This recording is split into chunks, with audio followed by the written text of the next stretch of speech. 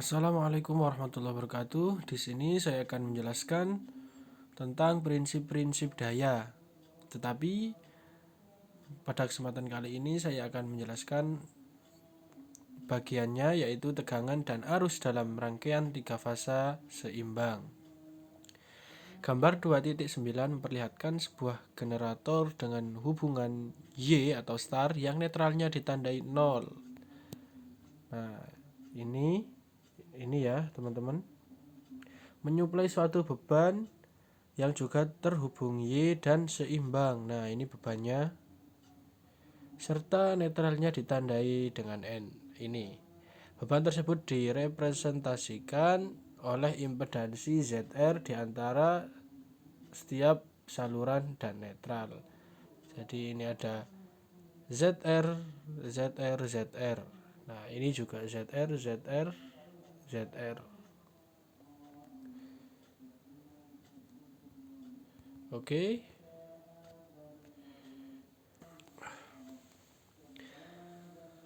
Nah, diagram di atas ini atau gambar 2.9 adalah diagram rangkaian dari sebuah generator. Generatornya yang ini dengan hubungan star. Nah, star Y yang terhubung pada beban star juga yang seimbang. Kenapa dikatakan seimbang? Karena ini mungkin sejajar ya. Oke, next. Rangkaian ekuivalen dari generator berfasa 3 terdiri dari sebuah gaya gerak listrik atau GGL di masing-masing fasa yang digambarkan sebagai lingkaran-lingkaran. Nah, GGL-nya adalah ini: EB aksen A, EC aksen A, EA aksen O. Oke, next. Masing-masing GGL terhubung seri dengan impedansi ZG yang terdiri dari sebuah tahanan dan sebuah reaktansi induktif. Nah, ZG. Nah, ini merupakan sebuah reaktansi induktif atau impedansi ya, ZG. Oke, next. Titik ABC adalah fiktif karena sebenarnya GGL yang dibangkitkan tidak mungkin dipisahkan dari impedansi masing-masing fasa. Terminal mesin adalah ABC. Oh, maksudnya A aksen, B aksen, dan C aksen tidak mungkin terpisah. Nah, ini pada generator GGL A aksen O dan B aksen O dan C aksen O adalah sama besarnya tetapi berbeda fasa 121 terhadap yang lain. Nah, ini antara GGL A aksen O, B aksen O, dan C aksen O berbeda 120 derajat ya teman-teman. Makanya itu dikatakan seimbang karena kan lingkaran memiliki 360 derajat dengan 3 fasa, maka dibagi 3 menjadi 120 per fasanya. Jadi antara AB 120 derajat, BC 120 derajat, CA 120 derajat. Oke. Jika besarnya masing-masing 100 V dan A aksen O diambil sebagai referensi, maka A aksen O sama dengan 100 kurang dari 0 derajat V. B aksen O dengan 100 sama dengan 120 derajat. Dan C aksen O sama dengan 102 kurang dari 240 derajat. Next. Nah, gambar 2.10 yaitu 3 GGL dalam bentuk gelombang sinus yang berbeda fasa 120 derajat satu terhadap yang lainnya ya teman-teman. Nah, dari harga atau nilai GGL di atas, di mana A aksen O adalah mendahului 120 terhadap B aksen O dan B aksen O adalah mendahului 120 derajat terhadap C aksen O. Nah, jadi ini alasan kenapa dikatakan seimbang dari A aksen O atau GGLA mendahului 120 derajat terhadap EB aksen O atau GGLB. Nah, jadi di sini 120 derajat dia mendahului, dan EB mendahului 120 derajat terhadap EC aksen O. Nah, terus seperti ini. Jadi jaraknya 120, 120, 120. Nah, makanya itu kenapa dikatakan gelombang ini seimbang. Dan dalam bentuk diagram fasornya seperti gambar 2.11 yang diperlihatkan dengan urutan fasa ABC. Nah, yang seperti saya katakan tadi, GGLA, GGLB dan GGLA, GGLB dan GGLC memiliki perbedaan sudut sebesar 120 derajat. Maka ini bisa juga dikatakan seimbang.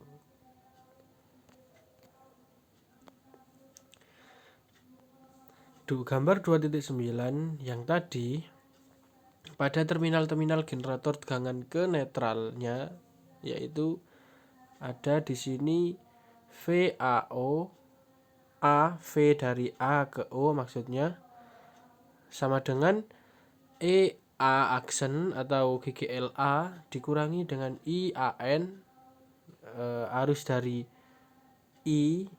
dari A ke N, dikali ZG, dikali impedansi atau reaktan induktifnya ya.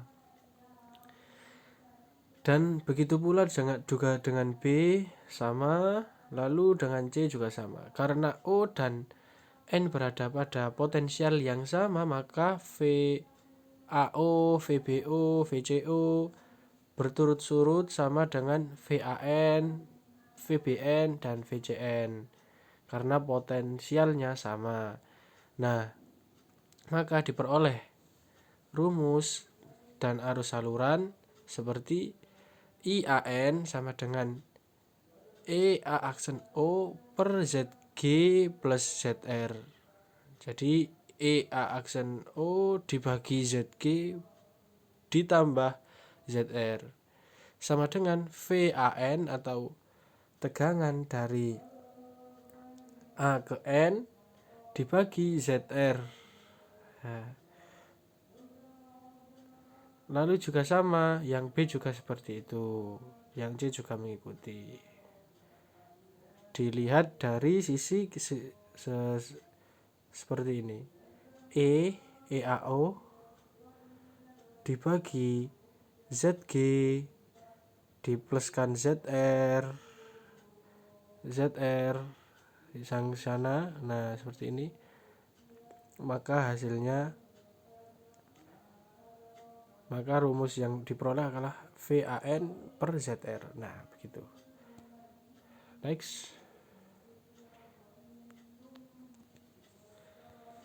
Karena A aksen O, B aksen O, dan C aksen O sama besarnya dan berbeda fase 120 derajat satu terhadap yang lain, sedangkan impedansi yang terlihat dari GGL-GL tersebut adalah identik, maka arus-arusnya juga sama besarnya dan berbeda fase 120 juga. Hal ini berlaku juga VAN, VBN, dan VCN. Dalam posisi ini dikatakan bahwa tegangan dan arus adalah seimbang. Nah, seperti gambar yang saya jelaskan tadi, gambar 2.10, saling mendahului 120 derajat. Nah, gambar 2.12 memperlihatkan 3 arus saluran dari suatu sistem yang seimbang. Dalam gambar 2.12 terlihat bahwa penjumlahan dari arus-arus ini merupakan sebuah segitiga yang tertutup. Nah, dari gambar fasor menghasilkan segitiga sama sisi. Nah, jadi di sini IB, IA, IC merupakan sama sisi. Nah, karena ketiganya juga memiliki sudut yang sama. Nah, seperti ini ya, teman-teman. Karena itu, IN pada hubungan antara netral-netral dari generator dan beban seperti terlihat pada gambar 2.12. Jumlahnya sama dengan 0. Oke, next. Tegangan-tegangan antara saluran yang lain didapatkan dengan cara yang sama dan gambar 2.14 memperlihatkan seluruh tegangan antara saluran dan saluran ke netral. Kenyataannya, besarnya tegangan-tegangan antara saluran-saluran dari suatu rangkaian 3 fasa yang seimbang sama dengan akar 3 kali besarnya tegangan saluran ke netral. Nah, dari segitiga tadi dan rumus, maka VN ke B atau VAB, nah VNB sama dengan min VBN. Jadi gini, tadi kan dari VAB, VBC dan VCA sama, jaraknya 120, lalu memperoleh VAN, VCN dan VBN juga sama, maka di sini mendapatkan sudut yang sama pula. Nah, ketika mencari VBN atau VNB, maka hukum sudut berlaku, tinggal dipindah ke sini. Jadi masih berkesinambungan dari diagram fasor dari tegangan dan diagram ini. Oke, next. Contoh 2.4. Nah, ini soal. Suatu beban 3 fasa terhubung Y 4 kawat dengan tegangan antara fasa A dan netral adalah VAN sama dengan 230 kurang dari min 90 derajat volt. Dan untuk tegangan antara fasa yang lainnya dan netral seperti gambar 2.15 dengan beban seimbang yang impedansinya Z sama dengan 20 kurang dari min 30 ohm. Tentukan arus-arus saluran dan gambarkan diagram fasornya. Nah, gambarnya seperti itu ya, teman-teman. Ada VAN 230 kurang dari min 90 derajat, VBN 230 kurang dari 30 derajat, VCN 230 kurang dari 150 derajat. Dan impedansinya seperti itu, 20 20 20 berbeda. Besarnya sama, sudutnya sama. Oke, penyelesaian. Arus-arus saluran adalah, nah ini menggunakan rumus yang tadi, A ke N ya, IA atau arus A sama dengan tegangan A ke N per Z atau impedansi. Jadi di sini tadi diketahui 230 VAN nya 230 kurang dari min 90 derajat per 20 kurang dari min 30 derajat, maka dihasilkan 11,5 kurang dari min 60 derajat. Nah, dari mana min 60 derajat? Min 90 jika dibagi min 30, maka min 90 min 30. Nah, min ketemu min maka jadi plus, jadi min 90 ditambah 30 sama dengan min 60. Begitu juga dengan yang IB atau VBN 30, ini yang derajatnya teman-teman, 30 dikurangi min 30, min ketemu min sama dengan plus, maka 30 ditambah 30 sama dengan 60 dan seterusnya. Nah, arus ke netral adalah IN, rumusnya min IA plus IB plus IC sama dengan Nah, hasil yang di atas tadi kita jumlahkan, lalu ketemu min 11,5 cos min 60 plus 11,5 sin min 60 dan seterusnya, maka sama dengan min 5,75 min J9,59 plus 5,75 plus J9,59 min 11,5 plus J0. Nah, maka 5,75 ditambah 5,75 dikurangi 11,5 hasilnya 0, dan J9,59 plus J9,9 sama dengan J0 juga. Jadi hasilnya 0 plus J0.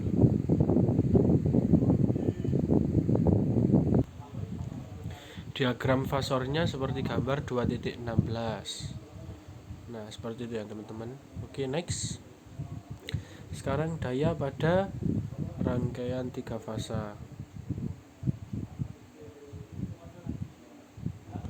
Total daya yang diberikan oleh generator 3 fasa atau yang diserap suatu beban 3 fasa dapat diperoleh dengan mudah dengan menjumlahkan daya pada 3 fasa tersebut. Dalam satu rangkaian yang seimbang, ini sama dengan 3 kali daya pada fasa yang manapun juga, karena daya pada semua fasa adalah sama.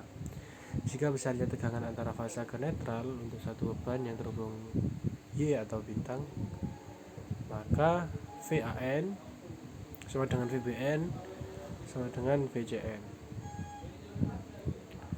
Jika besarnya arus antara fasa ke netral sama pada hubungan bintang ya, sama dengan IAN sama dengan IBN sama dengan IJN, maka daya aktif atau daya nyatanya 3 fasa total tersebut adalah P sama dengan 3 kali VAN dikali IAN dikali cos theta AN.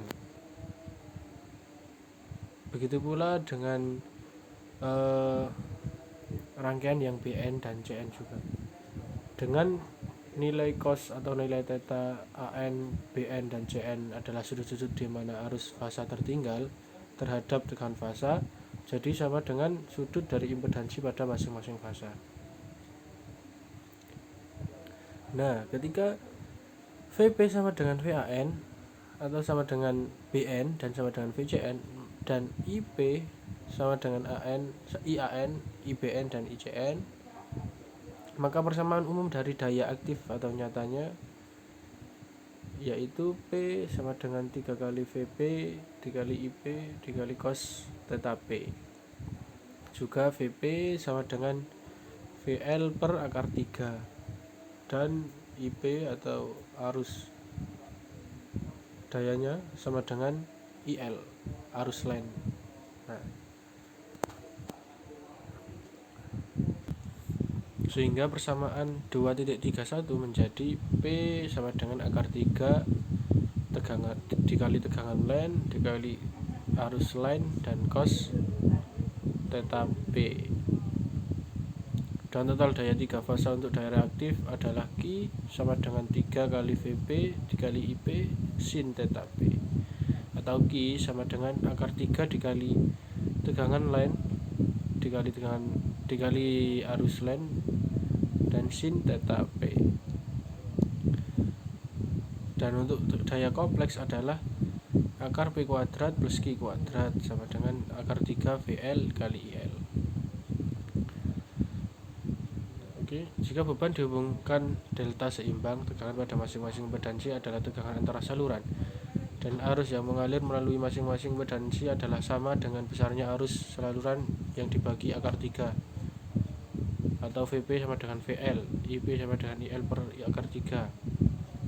Daya aktif atau nyata 3 fasa total adalah P dikali 3 VP IP cos P, dengan menggantikan harga-harga VP dan IL. Oke, next. Nah, langsung saja ya ke contoh dan penyelesaiannya. Contoh 2.8, tentukan daya aktif 3 fasa total dari contoh 2.4. Dari contoh 2.4, di mana tegangan antara fasa ke netral dan tegangan fasa ke fasa yaitu VL sama dengan akar 3 VAN. Akar 3 dikali 230. Nah, VL nya yang kita cari tadi, yang soal sebelumnya, maka dihasilkan 398,37 volt dan arus lainnya sama dengan 11,5 ampere. Maka daya aktif 3 fasa total adalah P sama dengan akar 3 kali tegangan line dan kali arus line cos P atau cos theta P pas sama dengan akar 3 dikali 398,37 dikali nilai-nilai tersebut dihasilkan 6.872 watt. Adapun cara lain dengan menghitung daya aktif per fasanya dengan impedansi Z sama dengan 20 kurang dari min 30 derajat, yaitu ada P, rumusnya PP ya, sama dengan IL atau arus line kuadrat dikali Z impedansi cos theta P sama dengan, atau lebih mudahnya, lebih ringkasnya, arus line kuadrat dikali R. Nah, 11,5 tadi VL nya atau tegangan line, 20 cos min 30 derajat impedansinya, tinggal dikali, dikuadratkan lalu dikali, maka 2290,64. Nah, lalu ada lagi dengan menggunakan rumus P sama dengan 3P, artinya dalam titik P dikalikan 3, maka 3 dikali 22 90,64, hasilnya 68,72 watt. Itu saja yang bisa saya sampaikan, untuk kurang lebih maaf. Wassalamualaikum warahmatullahi wabarakatuh.